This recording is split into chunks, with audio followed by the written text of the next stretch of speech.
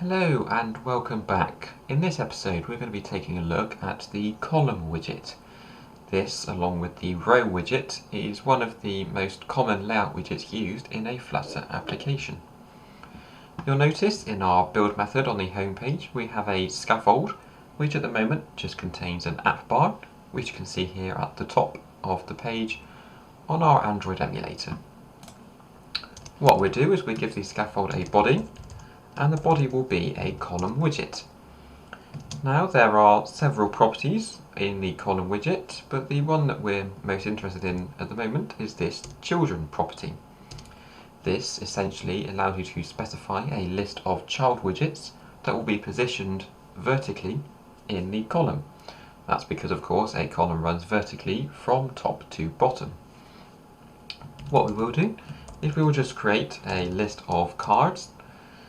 So what we'll do is we'll specify a red card here, and we will just give it a fixed size for the purposes of this demonstration of 100 by 100, like so. And what we do, we just create another couple of cards. We'll create a green one, and we'll create a blue one. And now if we save that, you'll notice over on the right hand side we now have those three cards arranged vertically in our column.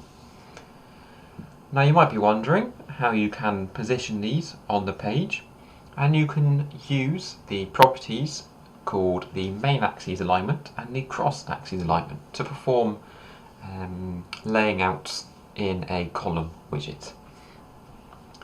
So inside the column widget, you'll notice we have properties called cross-axis alignment and main axis alignment.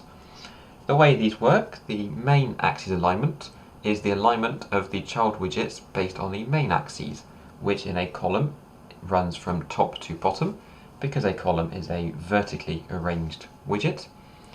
So the main axis there running from top to bottom, and the cross-axis is the inverse of the main axis, and as you can probably guess from the name, runs across in a column from left to right.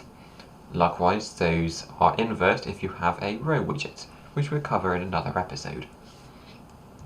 So, using the main axis alignment, which defaults to the start, which is essentially top aligned, as you can see from the app running in our emulator, you can specify a number of main axis alignment options. You have space around, start, center, end, space between, and space evenly. So, by default, as you can see, we have the alignment set to start. However, you could also set it to end, and you'll notice there the three cards are aligned at the bottom of the page, the end of the column widget. And you can also use the center alignment to align the children of the column widget centrally inside the page. You'll notice there are also a few space-based properties, which is similar to the flex properties if you're coming from a traditional web development background. You'll notice that we have space around, which creates space around each of the child widgets inside the column. You'll notice you also have the space evenly, which, as you can see there, creates an even amount of space between each of the child widgets inside the column. And last but not least, you have the space between, which creates an equal amount of space between each of the child widgets. We'll leave this as just center aligned for now, and then we'll move on to the cross-axis alignment. Now you'll notice a number of options once again in the cross-axis alignment, such as center, start, baseline, end, and stretch. One of the more common questions is how would you get those child widgets to automatically fill the width of the column? And you can do this by setting the cross-axis alignment to stretch. As you can see, by stretching out the cross-axis alignment, it automatically makes the column as wide as possible. In this case, it makes it the width of the page, because that is the scaffold widget. And each of the three cards, as the children of the column, will automatically stretch to fill that available width. I hope this has been useful. Thank you very much for watching.